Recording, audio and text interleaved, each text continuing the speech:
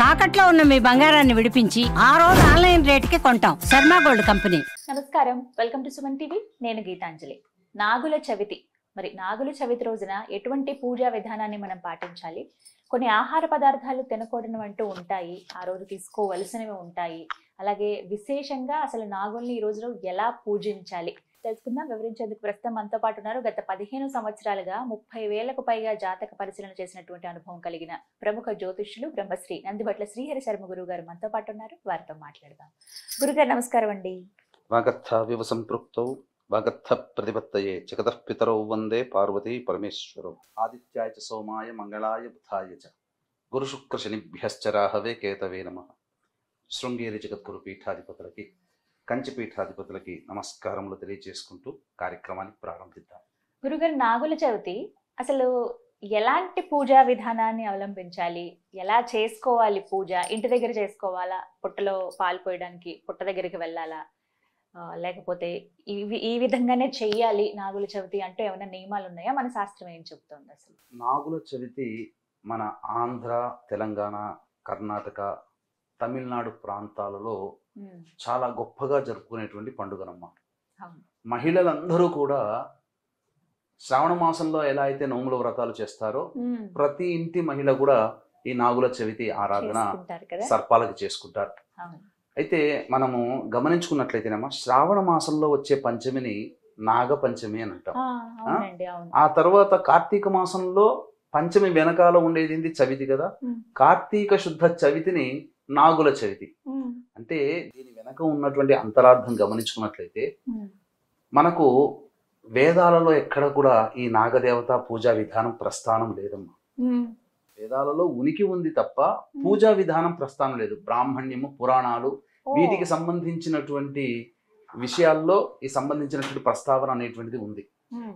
అయితే నాగుల పంచమి నుంచి నాగుల చవితికి చూసుకుంటే 3 మాసాలు, అంటే మొత్తం 90 రోజుల పాటు ఉండేటువంటిది. మనకు శ్రావణ మాసం పంచమి నుంచి కార్తీక మాసంలో వచ్చే చవితి వరకు 3 మాసాలు ఉంటాయి. అంటే సర్పదేవత ఆరాధన ఈ 90 రోజుల పాటు ఒకప్పుడు చేసేవాళ్ళు విధిగా. తద్వారా అనేకమైనటువంటి దోషాలు తొలగిపోవడానికి మనకు దోహదపడేది శ్రావణం నుంచి ఇప్పుడు కార్తీకం. అయితే ఇది రాను ఈ విధానం కనుమరుగై మొదటి రోజు అయినటువంటి నాగుల పంచమి అనగా శ్రావణ పంచమి రోజున పూజ, తర్వాత ఆఖరిదైనటువంటి నాగుల చవితి అయినటువంటి కార్తీక మాసం చవితి రోజున పూజా విధానం అనేటువంటిది ఆచరణలోకి ఇప్పుడు వస్తున్నది. సాంప్రదాయంగా అదే జరుగుతూనే ఉన్నది 1000 ఏళ్ల నుంచి కూడా. అయితే తద్వారా ఈ యొక్క పూజా విధానాన్ని గనక తెలుసుకుంటేనమ్మా మానవులకి అత్యవసరమైనటువంటిదనే చెప్పవచ్చు ఈ కాలానికి. ఎందుకనంటే పూర్వకాలంలో ప్రతి వ్యక్తికి కూడాను ఇమ్యూనిటీ అనేటువంటిది ఉన్నది. కాబట్టి సహజంగానే అనేక రకాలైనటువంటి రోగాల బారిన పడకుండా చాలా మంది ఉన్నారు. కానీ ఇప్పుడు చిన్న పిల్లల దగ్గర నుంచి ఈఎన్టీ ప్రాబ్లమ్స్ ఉన్నాయి కదా, ఆ ఈఎన్టీ ప్రాబ్లమ్స్ ఈ యొక్క నాగదేవత ఆరాధనతో చాలా మటుకు తొలగిపోతాయి. దీనికి లింక్ ఉంది. ఎందుకనంటే సర్పదేవత ఆరాధన అన్నప్పుడు ఈ సర్పదోషం ఉన్నటువంటి జాతకాల్లో, అంటే వీక్షించేటువంటి సుమన్ టీవీ ప్రేక్షకుల్లో ఎవరైనా కానీ మీ పిల్లలు చెవి, ముక్కు, గొంతు వ్యాధులతో బాధపడుతున్నా, చర్మ సంబంధమైనటువంటి దోషాలతో బాధపడుతున్నా, ఇటువంటి వాళ్ళందరికీ కూడా ఖచ్చితంగా జాతకంలో ఈ సర్పదోషం ఉండి తీరుతుంది. మరీ ముఖ్యంగా వంధ్యాత్వము కలిగినటువంటి స్త్రీలకి, అనగా కాకవంధ్య, ఇలా అనేక రకాలైనటువంటి వంధ్యా దోషాలు ఉంటాయి. ఈ దోషాల్లో ఉన్నటువంటి వాళ్ళకి కూడా ఈ యొక్క దేవత ఆరాధన. అలాగే మనకు సైన్స్ ప్రకారం చూసుకుంటేనమ్మా, కేవలం సంతానం కలగకపోతే ఈ రోజు సమాజంలో ఎక్కడో ఒక చోట స్త్రీనే నిందిస్తున్నారు. స్త్రీకి కూడా కారణం అవ్వచ్చు, కానీ స్త్రీతో పాటుగా పురుషుడికి కూడా. ఎందుకనంటే పురుషుడి యొక్క కణాల్లో మొబిలిటీ కనుక లేకపోతే మృత కణాలు అని అంటారు. తద్వారా ఏమవుతుంది, సంతానం జరగదు. కేవలం స్త్రీనే కాదు, పురుషుడి జాతకంలో కూడా మృత కణాలు ఉన్నాయని మనం జాతకం చూస్తే, వీళ్ళ జాతకంలో మొబిలిటీ తక్కువ ఉందండి, డాక్టర్ సంప్రదించండి, మంచి జరుగుతుందంటే అవునండి టెస్ట్ చేయించుకున్నాం అని చెప్తారు. కారణం ఏంటంటే ఈ సర్పదోషం ఉన్నప్పుడు ఆటోమేటిక్గా ఇలాంటివి వాళ్ళ జాతకాల్లో ఉంటాయి. మరీ ముఖ్యంగా చర్మ సంబంధమైనటువంటి దోషాలు. అంటే ఈ సృష్టిలో చర్మము వదిలేటువంటి ప్రాణి కేవలం పాము, కుబుసాన్ని విడుస్తుంది. మన శరీరంలో కూడా చర్మం పైన కానీ సోరియాసిస్ అంటాం, అంటే పై చర్మం తొలగిపోయి లోపల ఉన్నటువంటి పొర, మెలనిన్ అనేటువంటి పదార్థం లేకపోవడం, దీనికి ఈ యొక్క సర్పగ్రహాలతో సంబంధం ఉన్నప్పుడు అటువంటి వ్యాధి వస్తుంది. అందరికీ రాదే. అలాగే సోరియాసిస్, చర్మము పొట్లు పొట్లుగా రాలిపోతుంటుంది. ఎవరికైతే తలలో చుండు ఎక్కువగా ఉంటుందో అది కూడా పొట్టు పొట్టుగా రాలిపోతుంది కదా. ఈ సర్పగ్రహ ప్రభావ దోషం ఉన్నటువంటి జాతకాల్లో ఇటువంటి మనకు సంతానానికైనా కానీ ఈఎన్టీ ప్రాబ్లమ్స్ కానీ, ముఖ్యంగా స్త్రీలలో వంధ్యా దోషములు, అంటే ఇప్పుడు పీసీఓడి ప్రాబ్లమ్స్తో చాలా మంది అమ్మాయిలు బాధపడుతున్నారు. ఇటువంటి దోషాలు తొలగడానికి కూడా తీసుకునే వైద్యంతో పాటు దేవతా ఆరాధన చేసుకోవాలి. పూర్వకాలంలో ఇవి చేసేవాళ్ళు కాబట్టి ఎటువంటి సమస్యలు వచ్చినా కొద్దిపాటి వైద్యముతో ఆరోగ్య సమస్యల్ని అధిగమించారు. నేను ఎక్కడ కూడా పూర్తిగా ఈ పూజలు చేసుకుంటే ఆరోగ్యం కుదుట పడుతుందని ఎక్కడ శాస్త్రంలో లేదు. ట్రీట్మెంట్ తీసుకుంటూ వైద్యుని సంప్రదిస్తూ ఈ సంబంధించినటువంటి ఏ గ్రహ ప్రభావం వల్ల ఎటువంటి వ్యాధులు వస్తున్నాయో ఆ గ్రహానికి సంబంధించినటువంటి దేవతా ఆరాధన చేసుకోవడం వల్ల ఇటువంటివి చాలా తొందరగా తగ్గుముఖం పడతాయి. అందుకనే మన ఆచార సాంప్రదాయాలలో వివిధ వృక్ష ఆరాధన, జంతు ఆరాధన, దేవతా ఆరాధన, మానవ ఆరాధన అంటూ వచ్చాయి. కాబట్టి ఈ రోజున తప్పకుండా వల్మీకము పూజ అనేటువంటిది చేయాలమ్మా. అయితే దీనికి విధి విధానాలు కూడా మనకు శాస్త్రంలో చెప్పబడి ఉన్నాయి. పొద్దున్నే మనకి ఏమైపోయింది, ఈ శనివారం కాబట్టి 25వ తారీఖు రోజున మనకు ఈ యొక్క నాగ చవితిగా మనం పూజ జరుపుకోవాలి. తర్వాత అనురాధ నక్షత్రం ఉంటుంది ఆ సమయానికి, శని ప్రభావం కాబట్టి మంచి శుభమైనటువంటి నక్షత్రం. ఉదయాన్నే సూర్యోదయానికి ముందే కాలకృత్యాదులు తీర్చుకొని చక్కగా తలంటి స్నానం ఆచరించాలి. పురుషుడైనా స్త్రీ అయినా చేయవచ్చు, దీనికి కేవలం స్త్రీలే చేయాలని నియమం లేదు. చేసి ఆ రోజున నియమాన్ని పాటించాలి. ఏంటి నియమం అంటే వ్రత నియమం. ఎటువంటి ఉడికించిన పదార్థాలు కానీ వేడి చేసేటువంటి పదార్థాలు కానీ భుజించకూడదు. ముఖ్యంగా పగలు నిద్రించకూడదు. ఈ యొక్క నాగుల చవితి సందర్భంగా తెల్లారగట్లనే ఉదయాన్నే లేచి ఇంట్లో తులసి చెట్టు దగ్గర దేవతా పూజా మందిరంలో దీపారాధన చేసి వల్మీకము ఉన్న చోట వెళ్ళాలమ్మా. అంటే పుట్ట ఉన్నటువంటిది. ఆ చోటుకు వెళ్ళిన తర్వాత అక్కడ ఆ పుట్టకి అలంకరణ చేయాలి. కానీ ఈ రోజున చాలా మంది చేసే తప్పు ఏంటంటే సినిమాల్లో సీరియల్స్లో ఏదో నాగదేవత పూజ అనే సీన్ ఉన్నప్పుడు ఆ పుట్టకి మంచిగా ఆ యొక్క సీన్ పండాలనే ఉద్దేశంతో ఎక్కువగా పుట్ట మొత్తం అంతా పసుపు కుంకుమతో చూపిస్తారు. అదే నిజంగా అనుకొని మన వాళ్ళు కూడా పోయి కిలోలు, పావు కిలోలు, 100 గ్రాములు, 50 గ్రాముల పసుపులు కుంకుమలు తీసుకుపోయి పుట్ట చుట్టూ ఇలా అక్షితలు జల్లినట్టు జల్లుతారు. ఇది మహాదోషం అమ్మ. ఎందుకంటే ప్రస్తుతం దొరికేటువంటి కెమికలైజ్డ్ సంబంధించినటువంటి పసుపు కుంకుమ ఏది సహజంగా దొరుకుతున్నాయి లేవు. పైగా మీకు వల్మీకం ఉన్న చోట ఖచ్చితంగా పాము సంచరిస్తుందనే కదా అక్కడికి వెళ్ళేది మనం. నాగదేవత అందులో ఉంటుందనే కదా. పాముకి ఎప్పుడైతే పసుపు తగులుతుందో అది దానికి చర్మ వ్యాధి కలుగుతుంది, అంటే దానికి ఎలర్జీ వస్తుంది. శాస్త్రంలో ఉంది, సైన్స్ లో పరంగా చూసినా కానీ. కాబట్టి అందుకనే కేవలం అలంకరణగా ఒక బొట్టు పెట్టాలి పసుపు కుంకుమతో.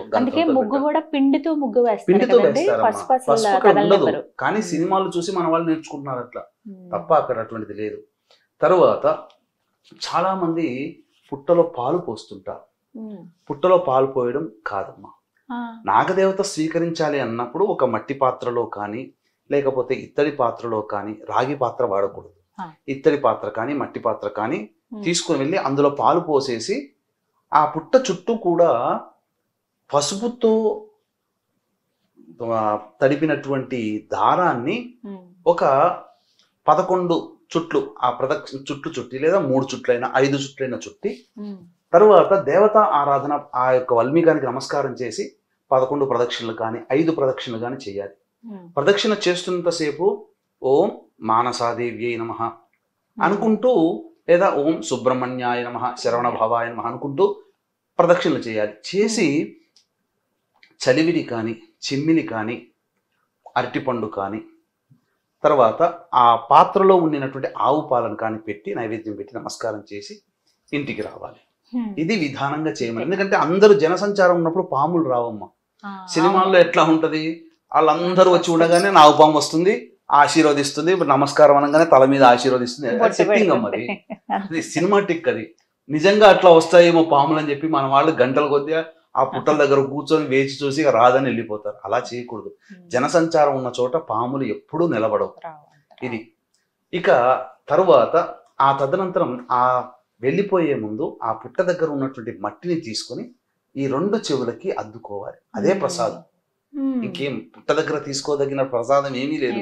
ఆ పుట్ట దగ్గర ఉన్నటువంటిది ఈ చెవి దగ్గర. ఈ చెవి తమ్మకి శరీరంలో ఉండేటువంటి నాడులకి ఎక్కడో అవినాభావ సంబంధం ఉంది కాబట్టి ఆ పుట్ట మన్నుని చెవి దగ్గర ఇలా చెవి తమ్మెలకి పెట్టుకొని వస్తాం. ఇది ఆ రోజున చెయ్యాల్సినటువంటిది. ఇక తదనంతరం ఎలాగో కార్తీక మాసము కాబట్టి ఈ సర్పము ఆసనంగా చేసుకున్న పౌళింపుగా ఉన్నటువంటి వాడు విష్ణు భగవానుడు, ఆభరణంగా ధరించిన వాడు ఈశ్వరుడు. కాబట్టి 2 శివకేశవులకి ఇద్దరికి కూడా ప్రీతికరమైనటువంటి సంబంధించినటువంటిదిగా నాగదేవత. కాబట్టి నాగదేవత ఆరాధన ఈ సంబంధించినటువంటి దేవాలయంలో చేసుకుంటే ఇంకా విశేషమైనటువంటి ఫలితం కలుగుతుంది. వీక్షించేటువంటి ప్రేక్షకులకి కూడా ఈ యొక్క కార్తీక పౌర్ణమి చాలా అద్భుతమైనటువంటి రోజు. నవంబర్ 5వ తేదీన సకల పాపాలని తొలగించేటువంటి రోజు. ఆ రోజున ఈశ్వర ఆరాధన ఖచ్చితంగా చేసుకోవాలి. అందుకే మీ జాతకరీత్యా కలుగు విద్య, వివాహ, ఉద్యోగ, దాంపత్య, సంతాన, అనారోగ్య సమస్యల నివారణకి సుప్రసిద్ధ మహిమాన్విత కాశీ క్షేత్రంలో సర్వదోష నివారణ పూజలు, హోమాలు జరిపించి శక్తిపాతము చేసినటువంటి కరుంగలిమాల మీకు ఇవ్వడం జరుగుతుంది. గుర్తుపెట్టుకోండి, ఇది కాశీ క్షేత్రంలో జరపబడుతుంది. అవకాశం ఉన్న వాళ్ళు కార్యక్రమ తదనంతరం కాంటాక్ట్ చేసి మీ కొత్త నామాలు నమోదు చేసుకోవచ్చు. ఇక విశేషంగానమ్మా కేవలం శివకేశవుల దేవాలయంలో మాత్రమే చేయాల్సినటువంటి పరిహారాన్ని కూడా చెప్తాను. తప్పకుండా. ఈ యొక్క పరిహారం చేయడం ద్వారా సకల దోషాలు తొలగిపోతాయి. ముఖ్యంగా ఎవరి జాతకంలోనైతే కుజదోషముతో కానీ, సర్పదోషముతో కానీ, కాలసర్పదోషముతో కానీ బాధపడుతూ ఉండి సమస్యల వలయంలో చిక్కుకొని ఏ సమస్య పరిష్కారం కాకుండా ఇబ్బంది పడుతుంటారో, ముఖ్యంగా ఎవరి జీవితంలోనైనా విద్య, వివాహ, ఉద్యోగ, దాంపత్య, సంతాన, అనారోగ్య సమస్యల నివారణకు సంబంధించి ఈ విధంగా. కాబట్టి శివాలయంలో కానీ విష్ణు ఆలయంలో కానీ రావి చెట్టు ఉంటుంది. ఆ రావి చెట్టు కింద ఖచ్చితంగా సర్పదేవత ఆరాధన, సర్ప ప్రతిమ ఉంటుంది. కాబట్టి ఆ సర్ప ప్రతిమకి ఆవు పాలతో, ఆవు నేతితో మరియు తేనెతో ఈ 3టితో అభిషేకం జరిపించి తదనంతరం మానసాదేవి నమః లేదా శరవణ భవాయ నమః అనుకుంటూ ఒక 21 ప్రదక్షిణలు చేసి వచ్చి ఆ విధంగా వెనక్కి తిరిగి చూడకుండా ఇంటికి వచ్చి, ఇది మీరు చేయాల్సింది ఉదయం 5 నుంచి 10 గంటల లోపలనే దీనికి సంబంధించిన ముహూర్తం. ఈ విధంగా చేయడం. పగలు మాత్రం నిద్రించకూడదు. రాత్రంతా కూడా దేవత ఆరాధన చేసుకోవచ్చు. ఉపవాసం ఉండగలిస్తే ఉండవచ్చు. ముఖ్యంగా ఎవరి జాతకంలోనైతే పిల్లలు మాటి మాటికి అనారోగ్య సమస్యలతో బాధపడుతుంటారు, షష్ఠీదేవి పూజ అంటారు కదమ్మా, ఈ విధంగా పూజ చేసుకోవచ్చు. అలాగే ఇటువంటి బాలారిష్ట దోషములతో ఉన్నటువంటి వాళ్ళు ఈ పరిహారాన్ని పాటించడం ద్వారా పిల్లల యొక్క సంబంధించినటువంటి దోషాలు తొలగిపోతాయి. ముఖ్యంగా అపమృత్యు భయ దోషాలు తొలగిపోతాయి. మళ్ళీ తెల్లవారు గట్లని లేచి మళ్ళీ తలార స్నానం ఆచరించి మళ్ళీ పుట్ట దగ్గరికి పోయి ఒకసారి నమస్కారం చేసుకొని మళ్ళీ ఆ రావి చెట్టు దగ్గర ఉన్నటువంటి నిన్నటి రోజున అనగా చవితి రోజున పూజ చేసినటువంటి ఆ యొక్క వృక్షానికి నమస్కారం చేసుకొని వెళ్ళిపోతే ఆ వ్రత సమాప్తి అవుతుంది. తద్వారా జాతక చక్రంలో ఉన్నటువంటి దోషాలు, ఈ సర్పదోషము, కాలసర్పదోషము, అలాగే ఎవరి జాతకంలో, స్త్రీ జాతకంలోనైతే అష్టమ స్థానంలో రాహువు కానీ, కేతువు కానీ, కుజుడు కానీ, లేదా శని కుజులు కానీ, పాపగ్రహాలైనటువంటి శని, రాహు, కేతు, కుజగ్రహాల్లో ఎవరు ఉన్నా ఆ దోష ప్రభావం వలన వైధవ్య దోషాన్ని పొందే అవకాశం ఉంటుంది జాతకరీత్యా. ఇది శాస్త్రంలో ఉంది. కాబట్టి దీనికి సంబంధించినటువంటి విధంగా ఈ దోష పరిహారార్థం ఈ నాగుల చవితి రోజునే చేసుకునే అవకాశం. మళ్ళీ కావాలంటే మళ్ళీ వచ్చే నాగుల పంచమి శ్రావణ మాసం వరకు ఎదురు చూడాలి. కాబట్టి ఇప్పుడు చేసుకోవడమే ఇదే ఉత్తరం. వీక్షించే ప్రేక్షకులు ఈ వివరం చూసిన తర్వాత సాధ్యమైనంతగా మీ దగ్గరలోని వాళ్ళకి తెలియచేయండి. రేపొక్క రోజే ఆచరించేది, మళ్ళీ ఆచరించే అవకాశం దొరకదు. కాబట్టి ఇదంతా ఈ విధంగా ఆచరణ చేయడం తప్పకుండా మంచి ఫలితం దొరుకుతుంది. అలాగే ఈ సంవత్సరం గురుడు మారాడు. ఈ గురుడు మారిన ఆరభ్యత ప్రధానంగా మిథున రాశి వారికి కన్యా రాశి వారికి, అలాగే వృశ్చిక రాశి వారికి, మరియు మకర రాశి వారికి, మీన రాశి వారికి తప్ప మిగతా రాశిలో జన్మించిన వారికి కొన్ని ఇబ్బందికర పరిస్థితులు. అంటే మేష, వృషభ, కర్కాటక, సింహ, తుల, ధనుస్సు, కుంభ రాశుల్లో జన్మించిన వారికి సరిగ్గా జరగదు, కొన్ని ఇబ్బందులు ఎదుర్కొంటుంటారు. కాబట్టి ఇటువంటి దోషాలు ఉంటాయి, గురు ప్రభావం బాగలేకపోవడం. అలాగే శని బాగోలేడు కాబట్టి మేషం, మిథున, కర్కాటక, సింహ, కన్య, వృశ్చిక, ధనుసు, కుంభమీన రాశిలో జన్మించిన వారికి కూడా దోషాలు ఉన్నాయి. కాబట్టి కార్తీక పౌర్ణమి రోజున మన పీఠం ఆధ్వర్యంలో కాశీ క్షేత్రంలో నవంబర్ 5 కార్తీక పౌర్ణమి రోజున అందరికీ అందుబాటులో ఉండే విధంగా సర్వదోష నివారణ పూజల హోమాలు జరిపించడం జరుగుతుంది. అవకాశం ఉన్న వాళ్ళు కార్యక్రమ తదనంతరం కాంటాక్ట్ చేసి మీ గోత్రనామాలు నమోదు చేసుకోవచ్చు. శక్తిపాతం చేసినటువంటి కరుంగలి మాల ఇవ్వడం జరుగుతుంది. తప్పకుండా చక్కగా వివరించారు గురుగారు, ధన్యవాదాలండి. సర్వం శ్రీ ఉమామహేశ్వర పరబ్రహ్మార్పణమస్తు.